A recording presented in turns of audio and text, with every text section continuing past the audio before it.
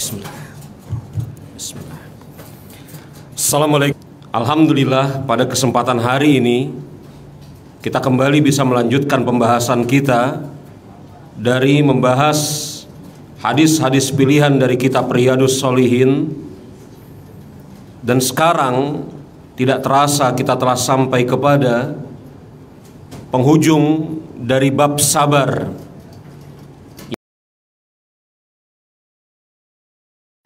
Kita akan memasuki pembahasan dari kitab Riyadhus Shalihin, masuk kepada pembahasan bab kejujuran atau kebenaran.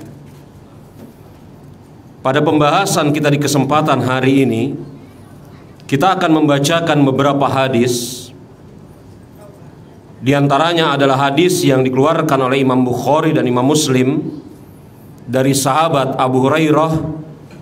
Semoga Allah Subhanahu wa taala meridhoi beliau,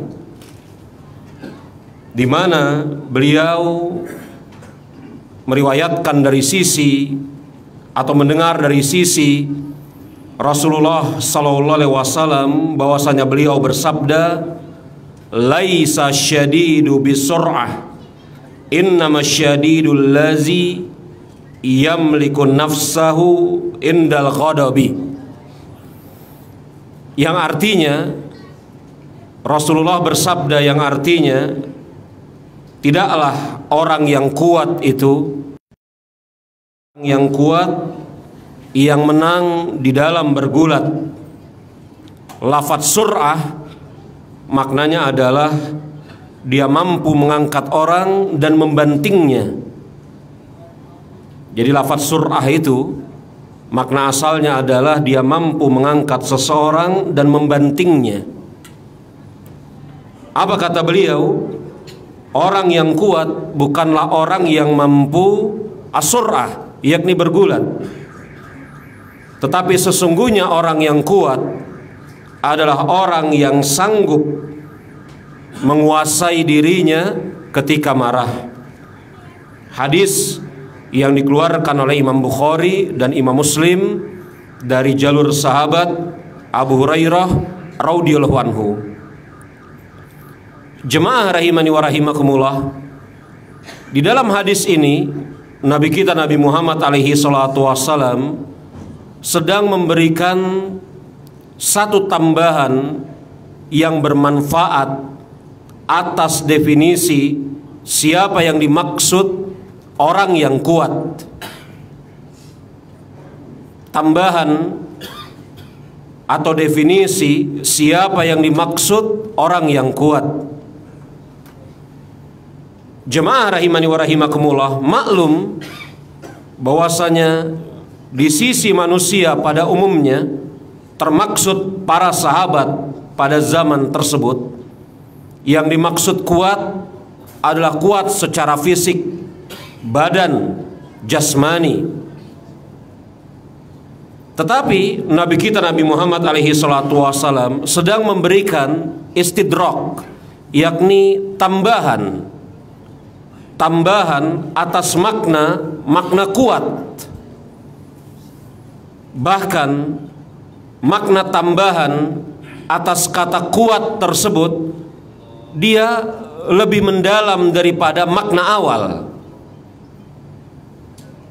Beliau, yakni Nabi kita Nabi Muhammad alaihi salatu wasallam, memberikan tambahan atas makna kuat adalah orang yang sanggup menahan dirinya ketika marah. Jadi ini tambahan terhadap makna kuat yang dimaklumi, kuat fisik, kuat jasmani, kuat raga. Bahkan beliau mengatakan innama syadid. Lafadz innama menunjukkan semata-mata superlatif bahwasanya orang yang benar-benar kuat di dalam bergulat. Maka ini menunjukkan kepada kita bahwasanya usaha untuk menguasai diri ketika marah itu lebih berat daripada mengalahkan musuh secara jasmani. Berkata para ulama semisal Imam Ibnu A'lan, beliau mengatakan para ulama bersepakat bahwasanya menguasai diri, mengendalikan diri, apalagi ketika sedang muncul kehendak atau rasa marah, itu lebih berat daripada melawan musuh. Makanya para jemaah rahimani wa rahimakumullah, ketika menjelaskan tentang tingkatan berjihad melawan musuh, Imam Ibnul Qayyim al-Jauziyah rahimahullahu ta'ala dalam kitab beliau Zadul Ma'ad menyebutkan seorang muslim berjihad melawan musuhnya lewat 13 tingkatan. Jadi kalau Anda kemudian memperhatikan kitab Imam Ibnul Qayyim Zadul Ma'ad di jilid yang kedua, ketika menjelaskan tentang berjihadnya manusia melawan musuhnya, Imam Ibnul Qayyim ada 13 tingkatan. Dan tingkatan yang pertama kali beliau sebutkan, dan ini tingkatan yang paling rendah, adalah melawan manusia, orang-orang kafir maupun orang-orang munafik. Ini yang paling rendah. Dan yang ke-13-nya yang Imam Ibnul Qayyim sebutkan yang paling tinggi adalah melawan dirinya sendiri, yakni melawan hawa nafsunya, melawan syahwatnya. Ini jihad yang paling berat. Melawan orang, berkelahi dengan orang, mengalahkan orang, siapapun sanggup. Tetapi mengalahkan diri sendiri, tidak ada yang sanggup kecuali hamba-hamba yang Allah Subhanahu wa ta'ala berikan taufik padanya. Makanya Rasulullah mengatakan orang yang kuat itu bukan orang yang semata-mata bisa mengalahkan musuhnya. Dia bergulat melawan musuhnya dan membanting musuhnya. Tetapi orang yang kuat adalah orang yang dia memiliki kuasa terhadap dirinya ketika dia sedang dalam keadaan marah.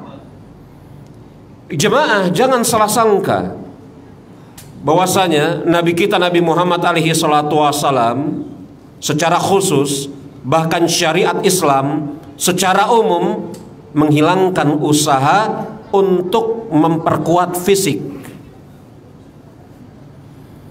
Datang banyak dalil dalam Al-Quran maupun As-Sunnah, baik berupa perintah maupun isyarat, agar seorang muslim menjaga kesehatan fisiknya, kebugarannya. Perintah untuk kemudian jangan makan berlebih-lebihan. Perintah untuk kemudian jangan tidur terlampau malam kecuali ada hajat yang sangat diperlukan. Perintah kemudian untuk menjauhi sesuatu yang bisa merusak anggota tubuh, baik berupa makanan maupun minuman atau zat-zat yang lain. Makanya jemaah rahimani wa rahimakumullah, dalam suatu ucapan beliau mengatakan, al-mu'minul qawi, mukmin yang kuat, lebih dicintai oleh Allah Subhanahu wa ta'ala, lebih disukai oleh Allah Subhanahu wa ta'ala, serta lebih baik di sisi Allah Subhanahu wa ta'ala dari siapa? Mukmin yang lemah. Dua-duanya beriman, tetapi yang satu ada kekuatan dan yang satu ada pada dirinya. Maka mukmin yang kuat lebih disukai oleh Allah Subhanahu wa ta'ala daripada mukmin yang lemah. Jadi hadis ini bukan hendak menafikan atau menghilangkan akan perintah, anjuran, isyarat bahwasanya seorang muslim seharusnya menjaga kesehatan tubuhnya. Tetapi yang dikehendaki oleh Rasulullah adalah orang yang betul-betul kuat, bukan hanya yang sekedar dan semata-mata memperhatikan kekuatan fisik dan kalah di hadapan hawa nafsunya. Ini bukan orang yang kuat. Orang yang kuat bukan semata-mata orang yang kuat secara fisik, Akan tetapi kemudian ketika berhadapan dengan hawa nafsunya, dia terkalahkan. Ini bukan orang yang kuat. Tetapi orang yang kuat adalah orang yang bisa menguasai dirinya, mengalahkan hawa nafsunya, khususnya ketika marah. Hadis yang berikutnya, hadis yang diriwayatkan oleh Imam Bukhari dan Imam Muslim dari Sulaiman bin Sard, yang beliau berkata, suatu ketika saya sedang duduk-duduk bersama dua orang sahabatku, yang mereka berdua saling berbalas makian. Jadi Sulaiman bin Sard sedang duduk bersama dua orang sahabatnya, yang dua orang sahabatnya ini sedang berbalas makian. Yang satu memaki yang kedua balas memaki yang pertama. Terus Sulaiman As-Sard mensifatkan salah seorang dari keduanya memerah wajahnya. Adapun yang lain nampak urat-urat menonjol dari lehernya. Jadi ini efek dari marah. Berubah raut wajah warnanya, dan atau kemudian keluar urat-urat dari leher. Makanya Imam Ghazali dalam Ihya memberikan resep agar kemudian kita bisa menghindari marah. Di antaranya kata Imam Ghazali, ketika Anda marah maka bersegeralah untuk lari ke cermin dan melihat perubahan wajah Anda yang sedemikian mengerikan. Jadi kata Imam Ghazali dalam Ihya, marah atau sedang marah maka larilah ke cermin dan lihat perubahan wajah Anda yang sedemikian mengerikan. Kata Sulaiman As-Sard, yang satu wajahnya berubah menjadi merah, adapun yang lainnya keluar urat dari lehernya. Ciri-ciri marah. Belum lagi kemudian dibarengi dengan ciri-ciri yang lain, semisal mengepalnya tangan, berdegupnya jantung, tegangnya seluruh anggota tubuh, dan yang lainnya. Disebutkan oleh Syekh Said bin Ali bin Wahab Al-Qahtani rahimahullahu ta'ala, penulis kitab Hisnul Muslim yang begitu terkenal. Beliau punya kitab judulnya Afatul Lisan, yakni racun-racun yang mungkin muncul dari lisan, penyakit-penyakit lisan mulut. Di antaranya adalah marah. Dan Syekh Said bin Ali bin Wahab Al-Qahtani di dalam buku tersebut menyebutkan 24 perubahan anggota tubuh ketika seseorang sedang marah. 24. Mata mendelik, tangan mengepal, wajah memerah, urat keluar, badan menegang, jantung berdegup, tambah kencang. Yang saya sebut saja tadi udah berapa tuh? Ada 24. Yang ke-20, 24-nya tidak baik untuk kesehatan seluruhnya. Tidak baik untuk kesehatan seluruhnya. Disebutkan oleh Sulaiman As-Sard, seseorang wajahnya memerah, dan yang kedua urat keluar dari lehernya. Ketika itu kata Sulaiman As-Sard, lewat Rasulullah sallallahu alaihi wasallam, dan beliau bersabda, sesungguhnya saya mengetahui suatu kalimat, kata Rasulullah, yang apabila diucapkan maka kemarahan pada diri seseorang akan hilang, yakni kalimat a'udzubillahi minasyaitonir rajim. Aku berlindung kepada Allah Subhanahu wa taala dari syaitan yang terkutuk. Hadis riwayat Imam Bukhari dan Imam Muslim. Hadis ini menunjukkan kepada kita jemaah rahimani wa tadi bahwasanya sahabat di atas kemuliaan dan keagungan mereka Sulaiman As-Sarat ini sahabat. Dua orang yang duduk bersamanya pun sahabat. Tetapi sahabat manusia. Mereka bukan sosok-sosok yang maksum. Tetapi sudah barang tentu ketika kita katakan mereka bukan sosok-sosok yang maksum, mereka adalah orang yang lebih utama dibanding seluruh manusia yang ada pada hari ini. Tetapi mereka bukan sosok yang maksum.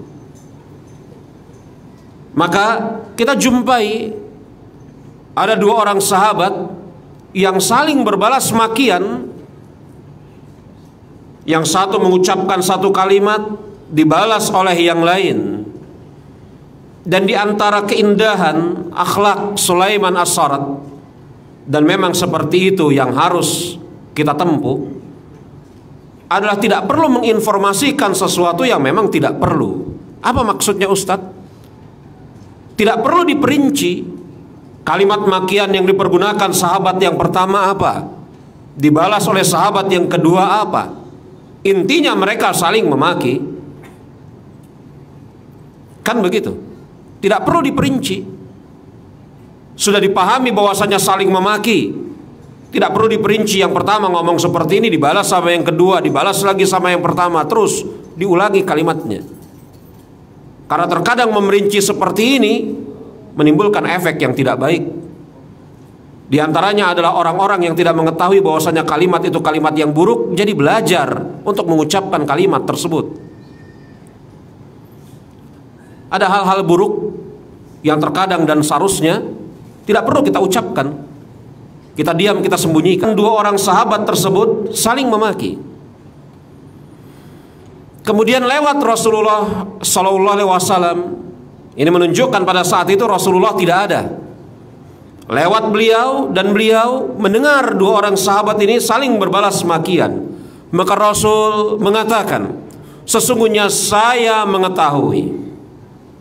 Begitu tawaduknya Rasulullah, beliau mengajarkan kepada seseorang atau kepada dua orang tersebut dengan mempergunakan kalimat sesungguhnya saya mengetahui. Beliau tidak katakan kalian mengetahui. Beliau tidak katakan seharusnya kan kalian mengetahui. Ini beda ya kalimat ini ya. Dan dengan lisan. Sesungguhnya saya mengetahui suatu kalimat yang apabila diucapkan tentulah kemarahan seseorang akan hilang, yakni kalimat auzubillahi minasyaitonirrajim. Aku berlindung kepada Allah Subhanahu wa taala dari syaitan yang terkutuk. Ucapan Rasulullah ini di dalam hadis ini sesuai senada dengan firman Allah Subhanahu wa taala dalam surat Al-A'raf ayat ke-200. Di mana Allah Subhanahu wa taala berfirman, "Wa imma yanzaghannaka minasyaitani nazghun fastaiz billahi innahu samii'un alim." Dan jika syaitan menggodamu, maka berlindunglah kepada Allah. Sesungguhnya Dia Maha mendengar lagi Maha mengetahui. Jika syaitan datang menggodamu, maka berlindunglah kepada Allah. Sesungguhnya Dia Maha mendengar lagi Maha mengetahui. Surat Al-A'raf ayat ke-200. Dan marah itu munculnya dari syaitan.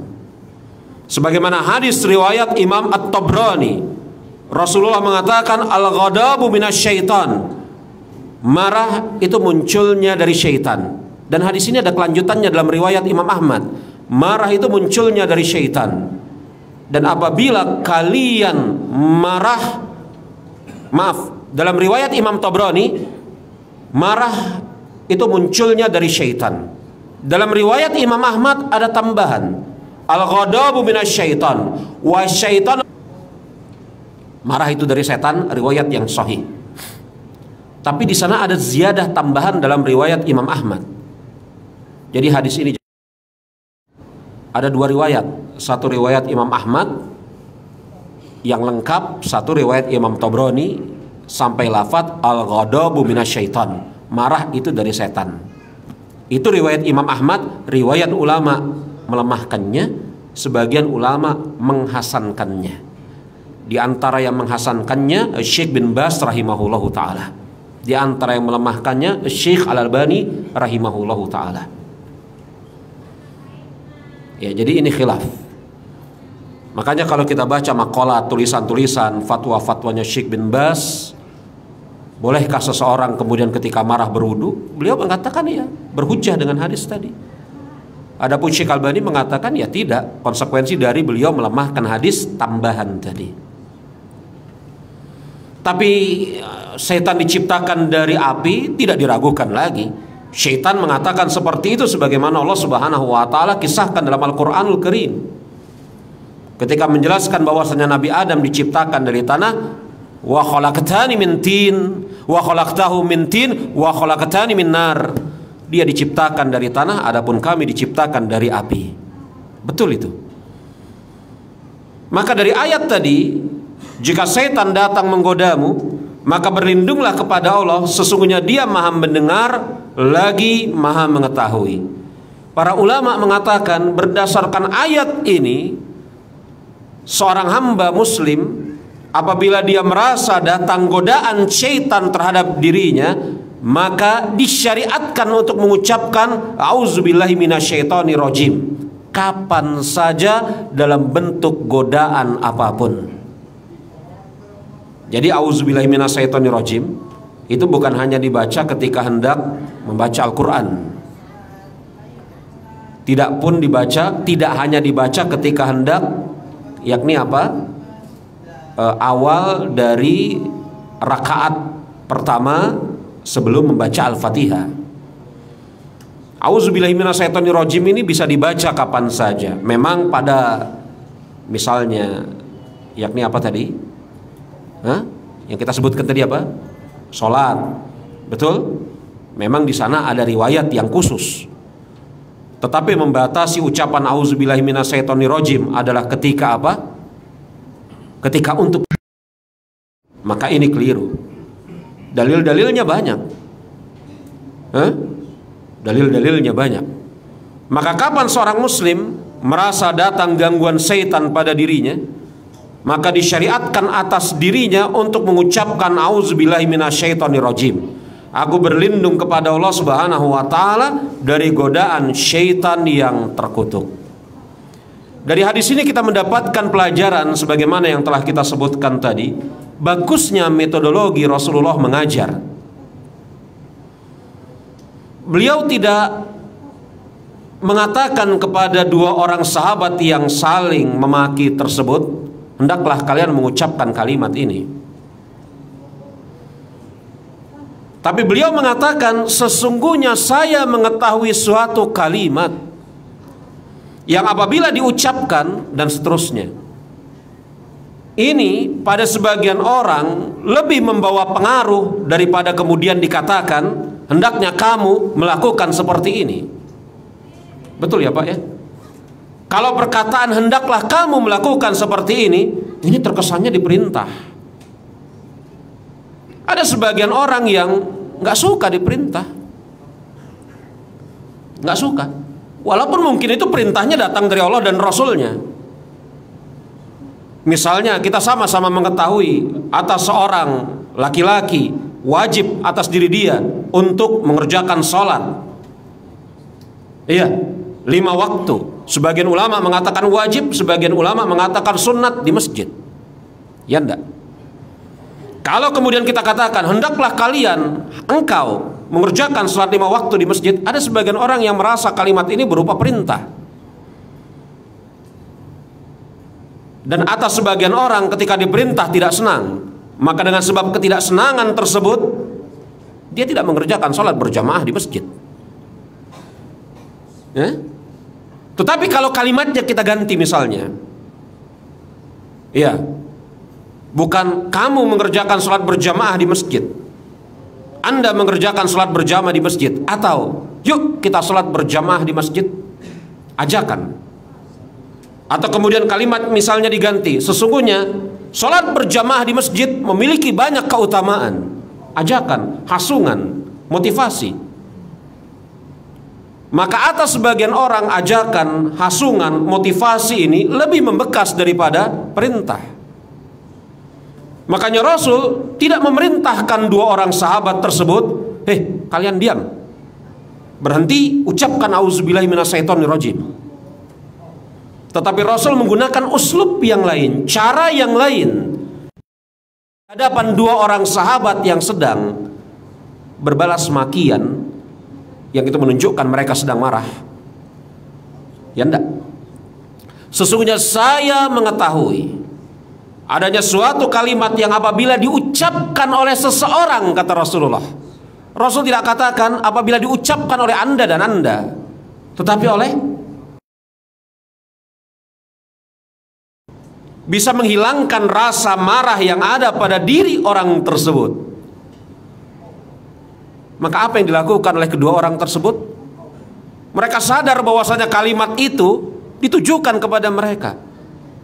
Dan memang tabiatnya para sahabat adalah orang yang taslim, tunduk kepada ucapan Allah dan Rasulnya. Mereka langsung berhenti dari memaki dan mengucapkan auzubillahi minasyaitonirrajim. Uslub yang baik sekali dari Rasulullah. Maka jemaah, kalau kita berhadapan, tabiat kita pun tidak sama dengan tabiat orang lain, iya kan? Kita punya 4 orang, 5 orang anak. Tabiat anak pertama nggak sama dengan tabiat anak kedua, nggak sama dengan tabiat anak kelima. Maka kalau kita mempergunakan cara yang sama, misalnya untuk mengajar anak yang pertama sampai anak yang kelima, salah. Karena kita berhadapan dengan orang-orang yang berbeda dan tabiat-tabiat yang berbeda. Maka bisa jadi untuk anak yang pertama, nak sholat. Bisa jadi untuk anak yang kedua, nak yuk sholat bareng-bareng ayah. Bisa jadi untuk anak yang ketiga, tahu nggak sholat itu banyak manfaatnya.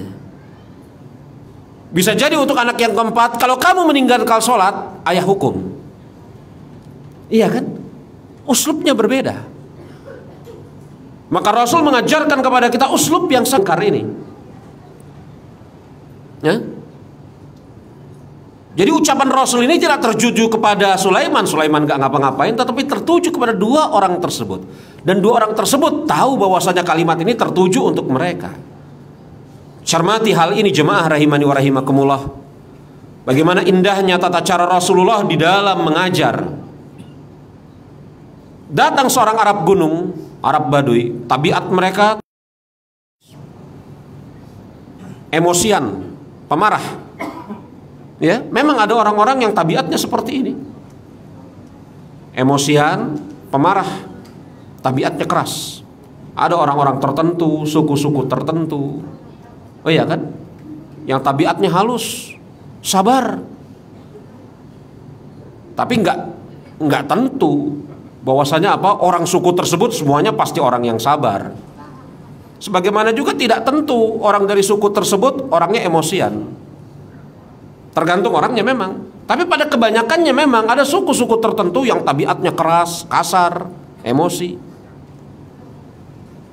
Nah, ini diwakili oleh orang Arab Baduy yang hari-harinya mereka hidup di padang pasir, bebatuan, jarang bergaul dengan manusia, ketemunya para kambing dan unta, tidak tahu tata krama adab, keras hidupnya. Maka Arab Baduy ini datang kepada Rasulullah. Dia tahu betapa kemudian yakni dakwah Islam menyebar kemana-mana pada zaman beliau. Orang Arab Baduy tahu. Ya, dia datang kepada Rasulullah sambil mengatakan, ya Rasulullah, berikanlah aku wasiat. Lafaz wasiat itu lebih tinggi daripada nasihat, kata para ulama. Wasiat lebih tinggi daripada nasihat. Iya. Ya Rasulullah, berikanlah aku wasiat. Maka Rasul kemudian memperhatikan orang yang meminta wasiat tersebut. Rasul mengatakan, la takhdab, jangan engkau marah. Arab Baduy ini kemudian mengulangi lagi, "Ya Rasul, berikan aku wasiat, la takhdab."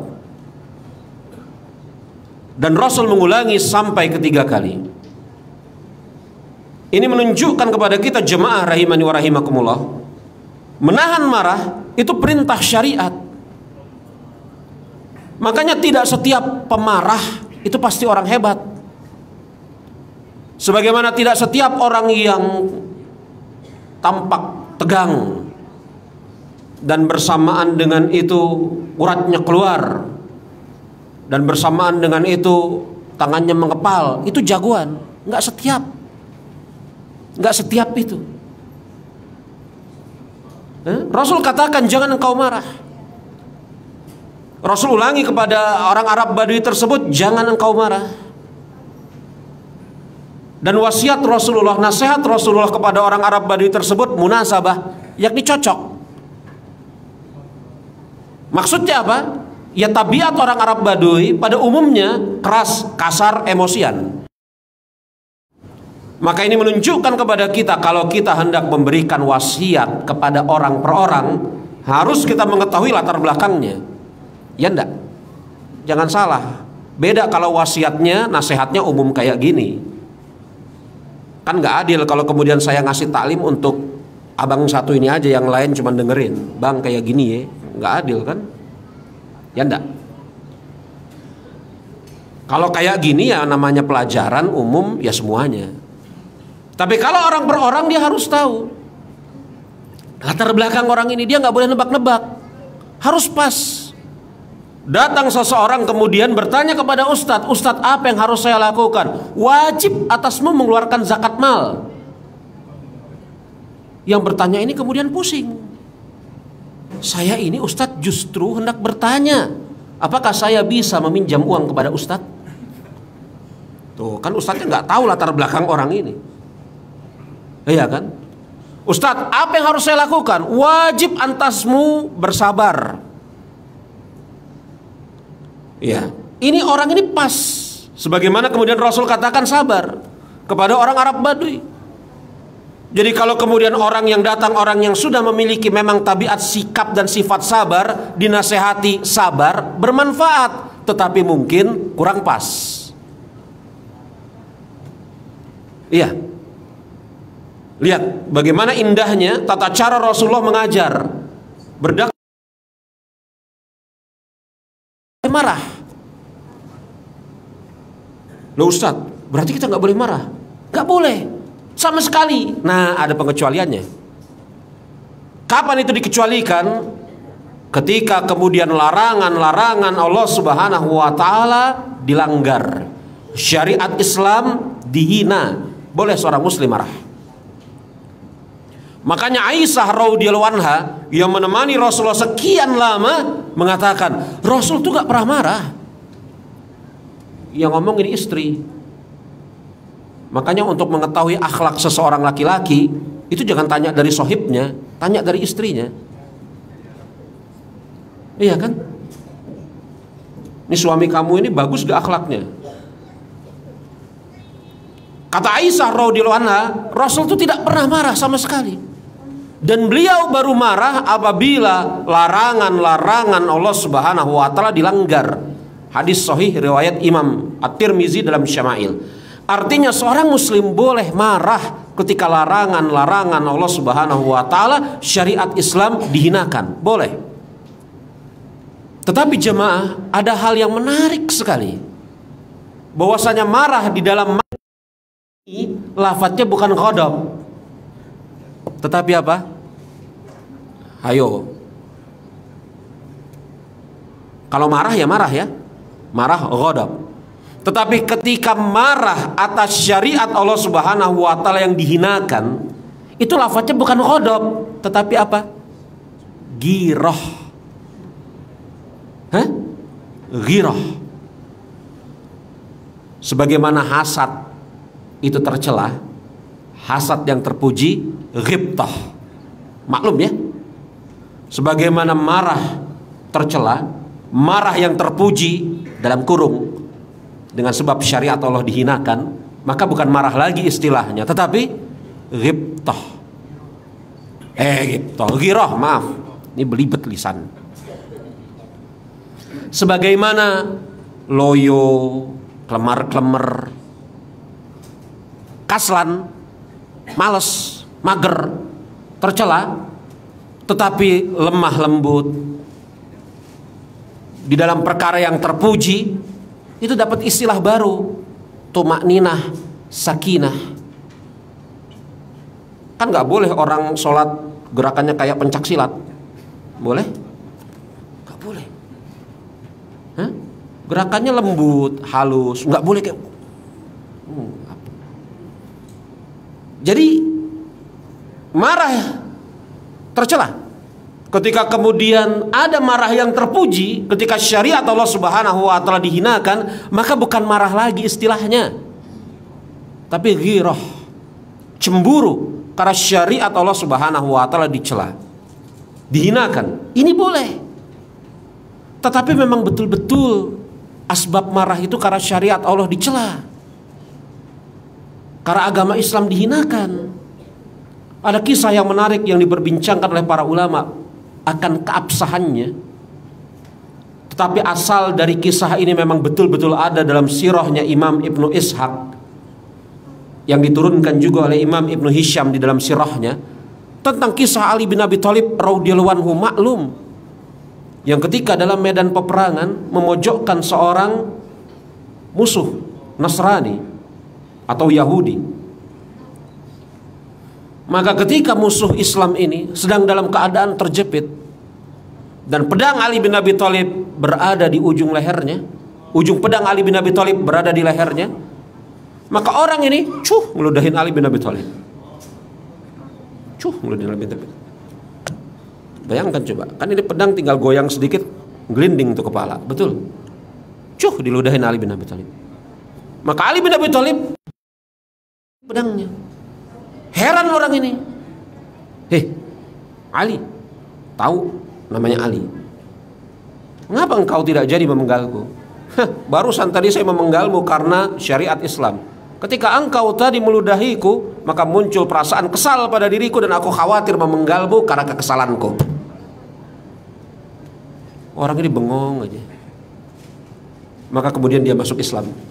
Kisahnya asalnya ada dalam sirah Ibnu Ishaq. Bedanya tipis. Maka ketika kita marah alasannya karena syariat Allah yang dihinakan, itu boleh. Tapi memang kita harus jaga itu. Bukan karena sesuatu yang lain, bukan karena kepentingan yang lain atau sebab-sebab yang lain. Maka kalau kemudian kita simpulkan jemaah, agar bisa terhindar dari marah, yang pertama berlindung kepada Allah Subhanahu wa taala dari godaan setan yang terkutuk, dengan mengucapkan auzubillahi minasyaitonirrajim. Menghindarkan marah yang kedua, perhatikan dan renungi keburukan marah yang sedemikian banyak, efek buruknya dari perubahan fisik maupun yang lain. Yang ketiga, renungi tentang ganjaran dan keutamaan orang-orang yang bersabar, yang sanggup menahan marahnya. Agar bisa menahan marah yang keempat, kalau kita merujuk kepada hadis yang dikatakan hasan oleh Syekh bin Baz, maka berwudu. Untuk menahan marah, menghilangkan marah, maka apabila dia berdiri, dia duduk. Apabila duduk, dia berbaring. Kalau berbaring di tempat itu tidak membawa hasil, keluar. Seperti Ali bin Abi Thalib berbaring di rumahnya, tetap ada perasaan di dalam hatinya terhadap Fatimah, dia keluar, pergi ke masjid. Iya kan? Cekcok antara Ali bin Abi Thalib dengan Fatimah radhiyallahu anha. Ini rumah tangga terbaik, ini di antara rumah tangga terbaik, cekcok. Ali bin Abi Thalib sungguh sangat hebat, laki-laki, betul-betul laki-laki, nggak ngeladenin. Perempuan kalau lagi ngoceh ya diemin aja. Sampai dia capek akhirnya berhenti sendiri. Tapi namanya laki-laki ya. Ali bin Abi Thalib berbahan di rumah, kayaknya ini nggak beres ini. Maka dia pergi keluar. Kalau rebahan di rumah nggak membawa manfaat, pergi keluar. Tidur di masjid. Jangan pergi keluar, cari pelampiasan di luar, jangan. Cari pelampiasan di luar, misalnya nauzubillah min zalik, cari perempuan. Pelampiasan di luar misalnya mabok-mabokan, jangan. Ali bin Abi Thalib ribut di rumahnya sama Fatimah. Berusaha bersabar Ali bin Abi Thalib, tetapi ternyata ada sesuatu di dalam hatinya yang masih bergejolak. Keluar dia, tidur. Dengan sebab itu ma'ruflah dia dipanggil Abu Turab oleh Rasulullah, maklum, berbaring. Dan kiat-kiat yang lain sebagaimana diucapkan oleh para ulama. Allahu Akbar. Lewat 5 menit. Ada yang mau ditanya, saya persilahkan. Kalau ada yang mau ditanyakan.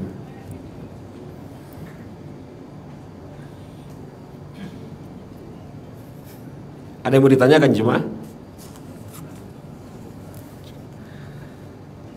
Baik, kalau tidak ada, atau mungkin nanti ada yang mau ditanyakan, yakni apa? Secara pribadi ke saya, insyaallah taala saya persilahkan. Kalau tidak ada, kita cukupkan dulu sampai di sini. Insyaallah taala pada kesempatan yang berikutnya kita akan masuk ke dalam pembahasan baru, bab jujur atau kebenaran. Insyaallah taala kita tutup dengan mengucapkan subhanakallahumma wa bihamdika asyhadu an la ilaha illa anta astaghfiruka wa atubu ilaik. Alhamdulillahirabbil alamin. Assalamualaikum warahmatullahi wabarakatuh.